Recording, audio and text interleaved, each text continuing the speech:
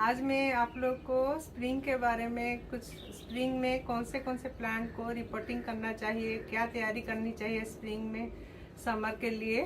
तो आज मैं इस बारे में कुछ बताना चाह रही हूँ। ये मेरा चैनल है ग्रीन थंब बाय संयुक्ता, आप इसको देखते रहें और कुछ प्लांट्स में टिप में देती रहती हूँ, आप इसको फॉलो करते रहिए। तो आज मैं ये बताना चाहूँगी कि स्प्रिंग में हमारे जैसे पेरेनियल प्लांट हैं, मोगरा है, हिबिस्कस है, टिकोमा है, प्लूमेरिया जिसको चंपा बोलते हैं, तो इंडिका है। ये सब प्लांट्स में अभी समर में काफ़ी फ्लावर आता है, तो उसको हम स्प्रिंग में रिपोर्टिंग करते हैं और उसके बाद हम उसको तैयार करते हैं समर के लिए। तो रिपोर्टिंग करना है कि हमें कैसे पता चलेगा कि रिपोर्टिंग करना है। तो प्लांट्स में फॉल सीजन में सारे पत्ते निकल जाते हैं, ये सारे प्लांट्स के। तो जब स्प्रिंग आता है इसमें नए नए पत्ते आना शुरू हो जाता है, तो हम उसमें क्या करते हैं, इसमें इस समय हम रिपोर्टिंग करना चाहिए। तो प्लांट्स अगर पिछले साल हम रिपोर्टिंग किए हैं तो इस बार करना नहीं है, तो इस बार खाली ऊपर का मिट्टी निकाल के हमें खाद भर देनी है। अगर 2-3 साल हो गया रिपोर्टिंग नहीं हुआ है, या जैसे चंपा को आप ले लीजिए, हिबिस्कस को ले लीजिए, उसमें जड़ ऊपर तक आ जाता है, तो उसको मिट्टी से पूरा निकालिए, जड़ आधा निकाल दीजिए और उसको रिपोर्टिंग फिर से नया मिट्टी खाद भर के रिपोर्टिंग कर दीजिए। हिबिस्कस को इस समय हार्ड प्रूनिंग की ज़रूरत होती है। चंपा भी काफ़ी लंबे अगर टहनियाँ हो गए हैं, स्टेम हो गए हैं, तो इसको काट दीजिए, तो नए पत्ते नए टहनियाँ इसमें निकल आएंगे स्प्रिंग में। तो ये हो गया रिपोर्टिंग का। और इस समय हमें फर्टिलाइज़र क्या देनी चाहिए। फर्टिलाइज़र जो है कि हम रिपोर्टिंग करने के समय हम पहले से तैयार करेंगे। जैसे आज हमें रिपोर्टिंग करना है तो हम कल से इसकी रिपोर्टिंग की तैयारी कर देंगे। मिट्टी थोड़ा ले लेंगे, उसमें वर्मी कंपोस्ट, थोड़ा सा बोन मिल, थोड़ा जैसे हम 2-3 गमला कर रहे हैं तो बोन मिल 100 ग्राम 200 ग्राम करीब लग जाएगा, 200 ग्राम बोन मिल लग जाएगा उसमें। और 3-4 गमले के लिए उसी हिसाब से सरसों खली ले लेंगे 100 ग्राम, एंड थोड़ा नीम खली, वर्मी कंपोस्ट, ये मिला के हम इसको मिक्सर बना लेंगे मिट्टी के साथ और रिपोर्टिंग में ये सब चीज़ें डालेंगे। तो इससे पौधे को अच्छा स्ट्रेंथन भी हो जाएगा, पत्ते भी अच्छे से आएंगे और फूल भी समर में काफ़ी अच्छा आपको मिलेगा।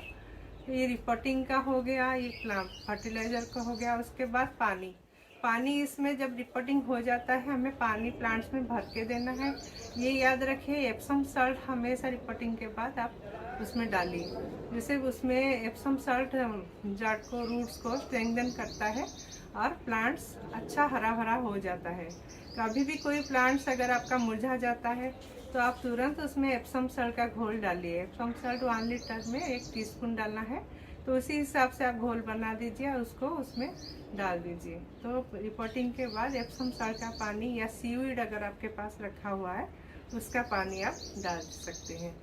ये हो गया पेरेनियल प्लांट का। उसके बाद हम डालते हैं, अभी जैसे समर में बहुत सारे वेराइटी के बल्ब्स लगते हैं, आमरी लिलीज है, रजनीगंधा है, डे लिली है, ऐसे ही बहुत सारे आम जो बल्ब हैं हम लगाते हैं समर में। तो उस बॉल का आपका पिछले साल का अगर है तैयार, तो आपको 3 इंच ऊपर उसका बॉल्स के 3 उंगली नाप के आप उसके सारे पत्ते काट दीजिए और उसमें ये मिट्टी, फर्टिलाइज़र वाला मिट्टी उसमें भर दीजिए, तो आपका ये फ्लावरिंग करेगा। अगर नहीं है बल्ब्स, आप नया खरीद के ला रहे हैं, तो नया खरीद के एक जैसे 10 इंच के गमले में, 10 इंच गमले में आप आमली लिलीज का 4 बल्ब लगा सकते हैं, या तीन ज़्यादा से ज़्यादा 4 या 3 लगा सकते हैं। वैसे अगर 5-6 इंच का बल्ब है तो उसमें गमला है तो उसमें 1 बल्ब हो जाएगा।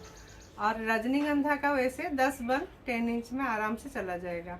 ये लगा के आप इसमें फर्टिलाइज़र, गोबर खाद जरूर डालिएगा बल्ब में, और डाल के उसमें आप रिपोर्टिंग कर दीजिए, तो ये बहुत अच्छा फ्लावरिंग करेगा।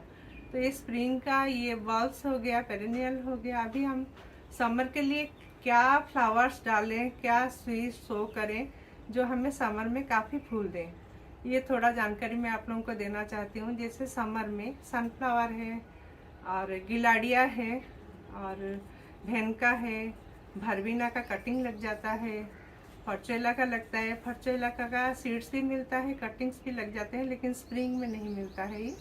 ये मई जून में आपको मिल जाएगा, आप कटिंग लगा सकते हैं या सीड्स भी डाल सकते हैं। तो अभी गिलाड़िया डाल सकते हैं, भिनका डाल सकते हैं, सनफ्लावर डाल सकते हैं और बालसम डाल सकते हैं।